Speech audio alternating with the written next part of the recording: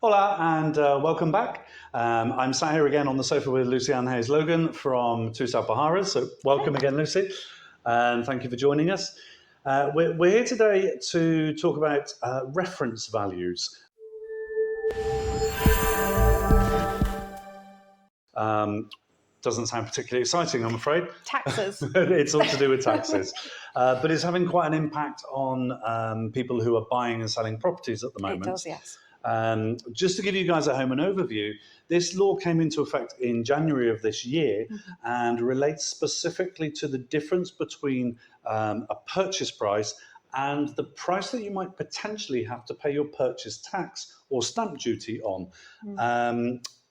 Now, I know from experience of dealing with a couple of properties recently that actually not even all lawyers are aware of this properly, let alone all agents. Quite scarily, we follow a few newsletters and blogs and things, and we've found that some lawyers in the area are only just notifying clients about this now, 6 months in, which means that maybe they've just come to terms with it or they've only just got round to writing the post. We don't know. In general, it's really important to keep that in mind, especially if you're buying and selling property. Okay. So tell us a bit more about the reference value and what it is and how it might affect our viewers at home. Well, in Spain, when it comes to paying taxes on your purchase of your property or your sale of your property, it used to be between two different values. So you had your purchase value, and then you would also have a minimum value, which is normally stipulated in our case by the Junta de Andalucía. This would be your cadastral value multiplied by a certain percentage, depending on which town you're in. It was a magical calculation, wasn't it? A bit of a magical calculation, but easy to obtain. If anybody ever wants that obtaining, we can do that for them. Now, however, to try and combat black money in property sales and not declaring the correct amount of tax, the taxman, I think, has finally had enough and has decided to create what we call the cadastral value of reference.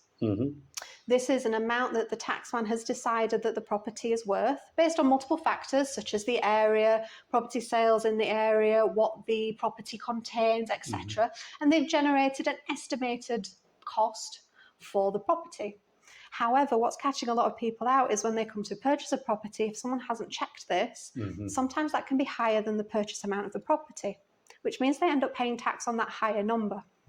Which is what's caught quite a few people out, especially we find in bigger parts of Spain, such as Madrid, where the transactions are maybe bigger, finding out they're paying a lot more in tax.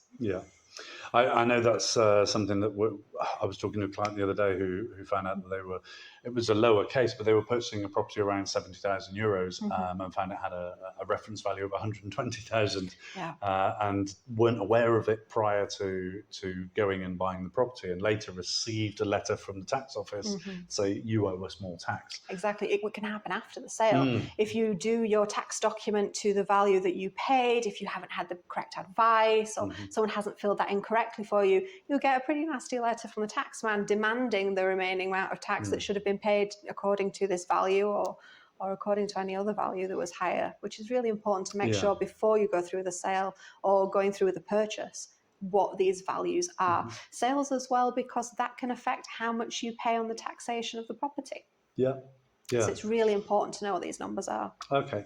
Well, that's great. Thank you for giving us a quick overview on that. So for those of you at home, if you are looking to buy a property or to sell a property, it's really important to understand the reference value on your property, and that's something that you can obtain for people? Something we can obtain. However, this came in January. Not all property in Spain has one of these numbers yet. Okay. Most of them do.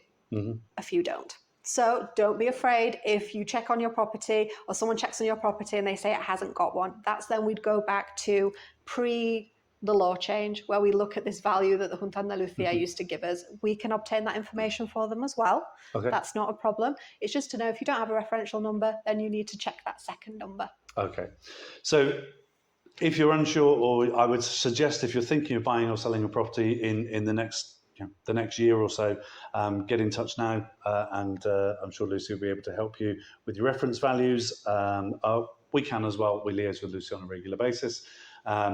And one other thing, actually, before we go, it might be worth mentioning, you do help people with the purchase of properties and have a 40-step legal process that you go through. We do. So we have a 40-step review process of the property that you're purchasing, just to ensure that what you're buying and what you've seen coincide, and that there's no surprise debts to pop up later. Okay, so don't hesitate to get in touch with Lucy if you are thinking of buying or selling a property in the near future. And any other questions that you might have, don't hesitate to get in touch, and we'll see if we can answer. In the meantime, please like, subscribe, and click that notification button so that you don't miss out on future episodes. And we look forward to helping you with more information on buying and selling in Spain soon. Thanks for watching. Bye for now. Bye.